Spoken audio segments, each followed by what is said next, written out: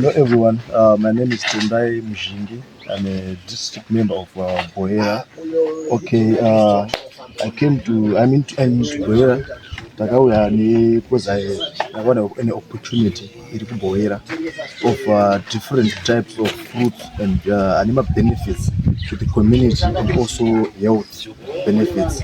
So I'm going to start Baobab inova yakawanda kuno kuBoera district. So paBaobab tine the whole fruit reBaobab rine quite a number of products zvatinowana mariri. So if you break on the Baobab, you find this Baobab, that's the fruit you find.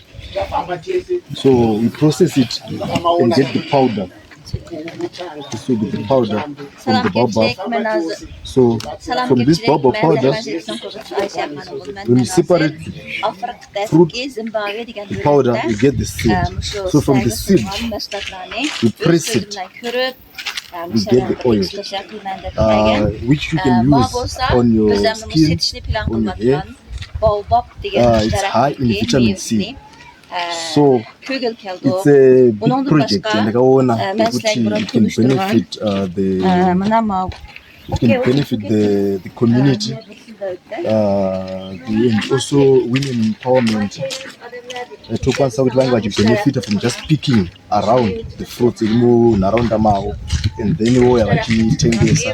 So tikawanawo mukana wekuti tikaita combine tikabatsirwa neZimtrade kuti tikwanise kuwana vanhu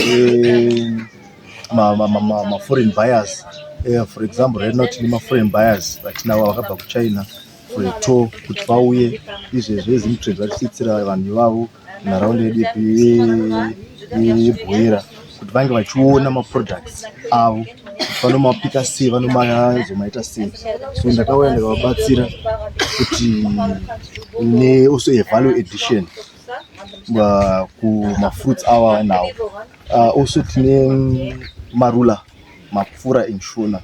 So pamapfura tinowana we press the seed and also have the drink from marula. Can press a seed tinowana oil. This one will be the oil, the marula, and this one is the nut that tinowana press kwaracho kuita oil.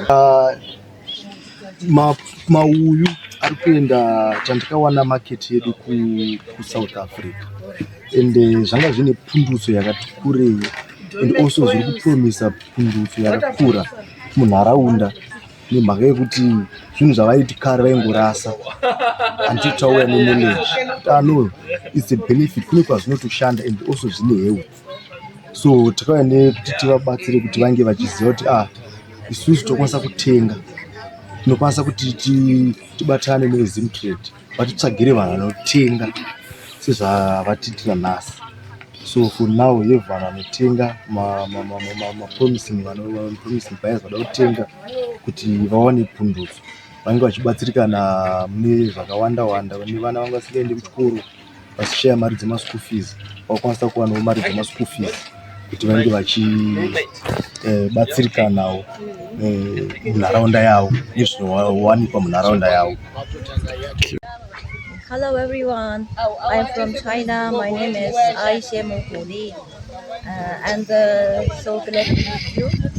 Today I come here and so happy to see these people.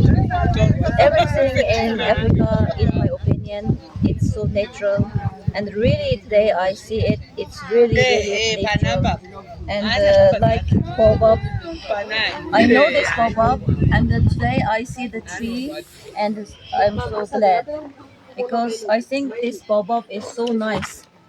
And when I am in China, I ate this.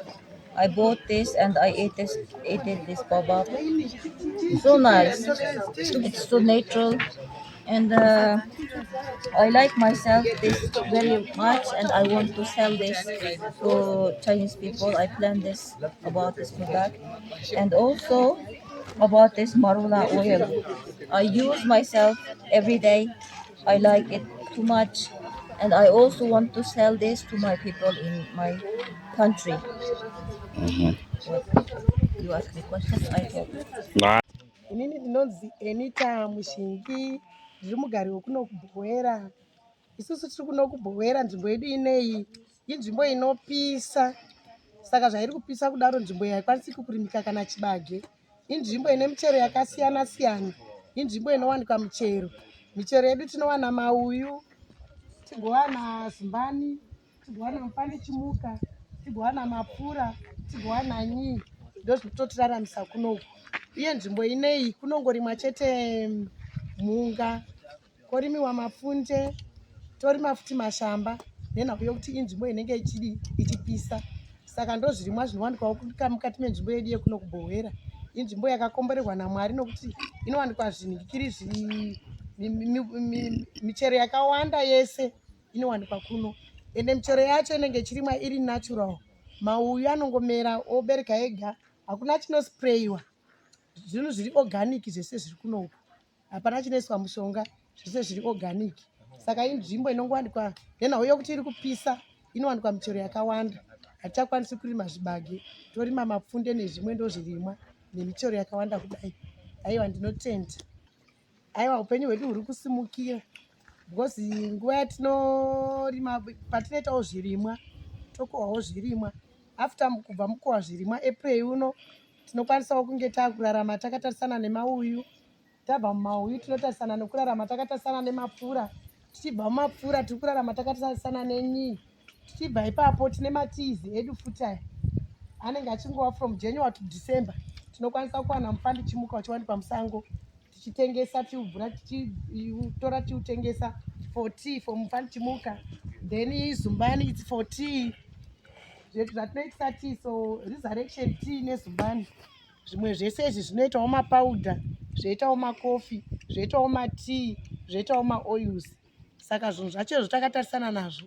Aiwa, kurarama tiri kurarama. My name is Felicitas Chiedzo. I am 21 years old now. Tinoende musango tichinhonga mau yedu. Ende kana tonhonga mauyu, hatinhongi ese. Tinononga tichisiye, mamweni tinononga tichisiire mhuka. Mamweni tonhongawo tichiuya nawo. Ndopetinozoputsa tichitengesa mau yedu. Ende mauyu tinonhonga somewhere kure. Hatinhongi padhuze nekuti epadhuze ngeembudzi kana emhuka. Ekure ndoetinati tichinhonga emusango. Ndofunga kutori nemakilometers akawanda kwetinoenda konhonga mauyu. Ende mau yedu asprayiwi muiwe unongobarwa ungokura wakadaro.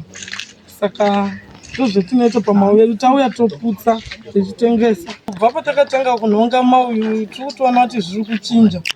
Dai zvaramba zvakadaro.